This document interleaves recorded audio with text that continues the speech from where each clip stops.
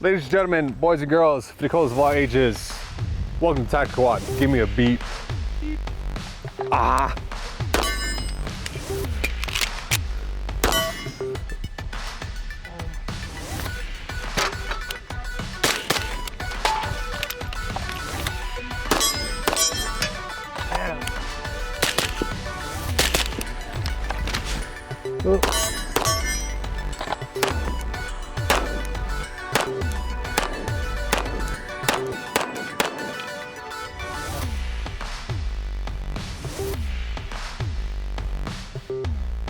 Welcome to the channel. Thank you for clocking in. Sit on down and fucking hurry up and wait.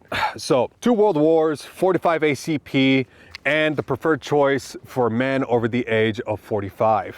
The 1911 was developed by John Moises Browning in the early 1900s, where the military needed a need for a larger calibered pistol to give to their troops, where John Moses Browning created the iconic 1911. Legend has it, during the military trials for the 1911 went the furthest with the least amount of stoppages or no stoppages, I don't remember. And the only issue that brought up was overheating in the pistol because it shot too much, where John, Mr. Browning himself, grabbed the pistol, dunked it in a bucket of water, brought it back out, and continued shooting without any hiccups. And thus started the great lineage of the 1911, where it served in the end of World War I, World War II, Vietnam, Korea, Afghanistan, Iraq, and all the way up to modern operations today. What made this pistol so unique is it is semi-automatic, recoil operated, single action. It has a tilting barrel which allows for better feeding. It's all metal construction, and it's just a freaking beast. And then pretty much all the bases of almost every single pistol is based on the 1911. So let's go ahead and give you an overview of this pistol. This 1911, is a Tisas Turkish-made model 1911 A1 service government model. So this is a $500 gun. I'm all out of money! Pretty cheap, but if you want to get into 1911s and if you have a crap ton of Glocks, go ahead and pick this up, try it out, see what you like, learn on it. It's cheap, really cheap for a 1911. You can mess up on it, you can suck on it, learn on it, and then if you want to move on to something bigger, greater, staccatos or whatever the hell that super Gucci 1911s, you can. Transition. Before we continue, please like, comment, subscribe.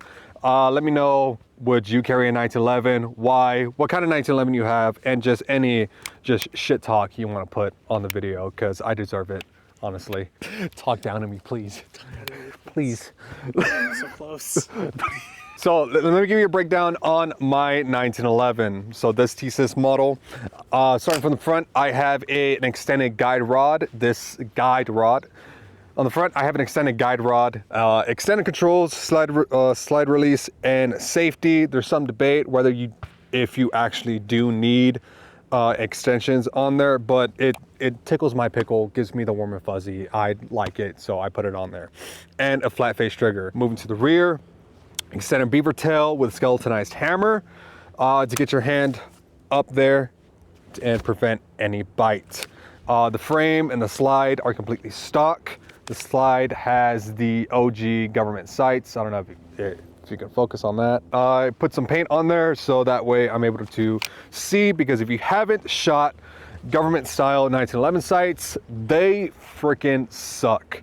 So later down the road, I might get a new slide and then work on fitting the slide to the frame, or get a machinist cut out some Novak grooves in there or dovetails, so that way I could put all my fancy Trigicon and things like that. Maybe put an RMR for shits and gigs, who knows. The grip panels are from the Amazonians. They're nice, they're Gucci, and it fits my stereotype well. And then sandwiched in between the grip panels, there is this checkered metal strap that aids in just grabbing the pistol and recoil control.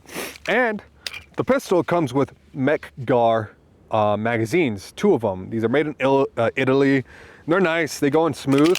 I'm surprised that such a cheap pistol comes with like a good tier like magazine. And of course you can get your extendos, right? But you're gonna have to shelf over some good money. And if you want like the good ones, they cost upwards of like 30 bucks. Just so you know. Transition. Things I like about the 1911. I like the 1911 due to the fact that as soon as it lands into your hand, your testosterone gains by 30%. 50% if you are not wearing gloves. When you have the 1911, the weight of it, the feel of it, you know it's a gun in your hands. Compared to a Glock, there's so much personality in a 1911 compared to a Glock, because if you've seen one Glock that's tricked out, you've seen them all. But every 1911 is different. There's finishes. You could change the finish. You can change the grooves, the shapes, anything that you want on it. Now, there's a caveat to that. You could change what you want on a 1911 as much as as you can with the Glock, but it does require actual gunsmithing.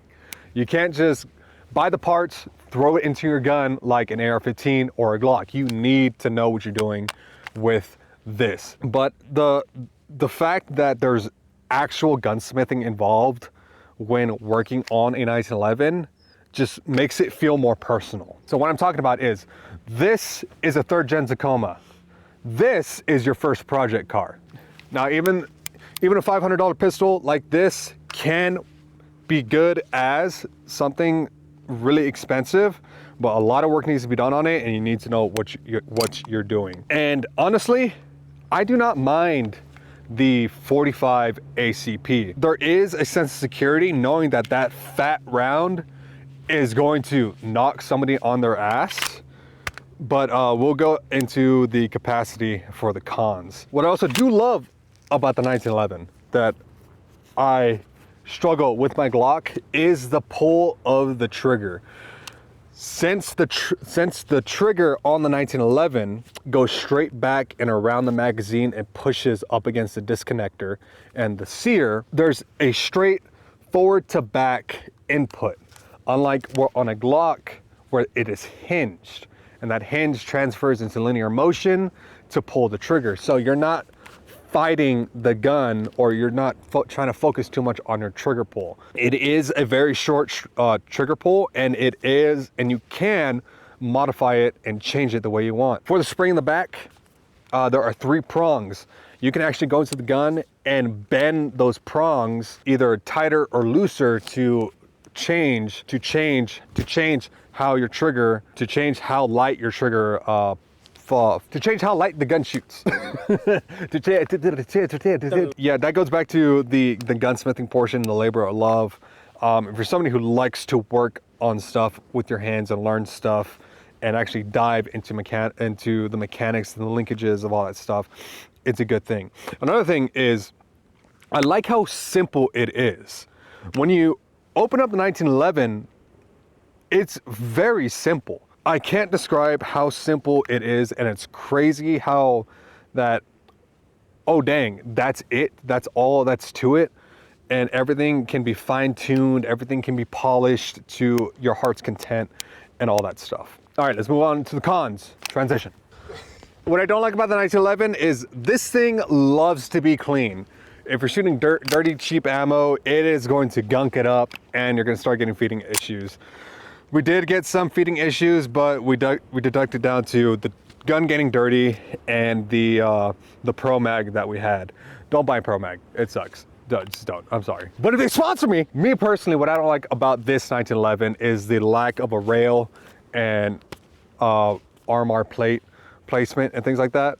But that's because this is a replica of a 1911 A1. Another thing I don't like about the 1911 is the barrier to entry is kind of rough. If you want a good 1911, you're gonna need to shell out a lot of money to get a good 1911 that works every time, all the time, where you could put all the upgrades with the Picatinny rail, the upgraded sights, you could put an RMR, and then you start delving into the 2011 realm, and then holy crap, and you need to take out a loan for that. Most people who run 1911s are old, retired, they have all their money already, so they could just buy all the 1911s they want. I'm just shitting on fuzz right now, dude. Fuck 'em, yeah. Another thing that is a con about the 1911 is you cannot shoot this like a Glock. You need to shoot this like you're driving it. The Glock, the gun isn't driving you. If you are limp wristing it, if your trigger pull is off, if your hand placement is off and you don't have control of the gun, it's not gonna cycle. You're gonna limp wrist it. It's going to jam. You're gonna have feeding issues, and so on and so forth. But I feel as the gun gets shot more and more and everything starts loosening up, that would be more forgiving. But there is a learning curve when it comes to shooting in 1911, and that I need to actually start working out my forearm. I need to start equaling out, dude. I gotta use both hands. Gotta use both hands. Gotta do 50-50. All the girls would be like, what? All two girls, my mom, my wife watching this. All right, when I would carry a 1911. Now, with it being all dressed up like this, cleaning up, make it look polished, right? Maybe grab a shoulder holster, black tie event. Hell yeah, dude. For the vibes, cool. 45 ACP is gonna hit really hard and it's gonna vibe. Because it's 45 plus P, hollow points, I feel like it'd be a good sidearm for hunting. Would you agree? Absolutely. The hunter behind me. Yeah, something heavier than a 9mm. Would I consider it for shit hit the fan? Probably, maybe, I guess that really depends. This one, probably not. Personally, I feel like the sacrifice for stopping power and capacity, it doesn't feel right with me. I'd rather have the ability to shoot more than the ability to stop things quickly. I don't know how to put that. Yeah, you can reach the same results with 9mm and 45 with their own trade-offs. You can get plus P hollow points for 9mm, and ballistic technology has gotten to the point to where that they're similar, but it's going to cost a pretty penny. I get the warm and fuzzies knowing that I have more on my person, or I have the capability to shoot a lot more than I can with a 1911.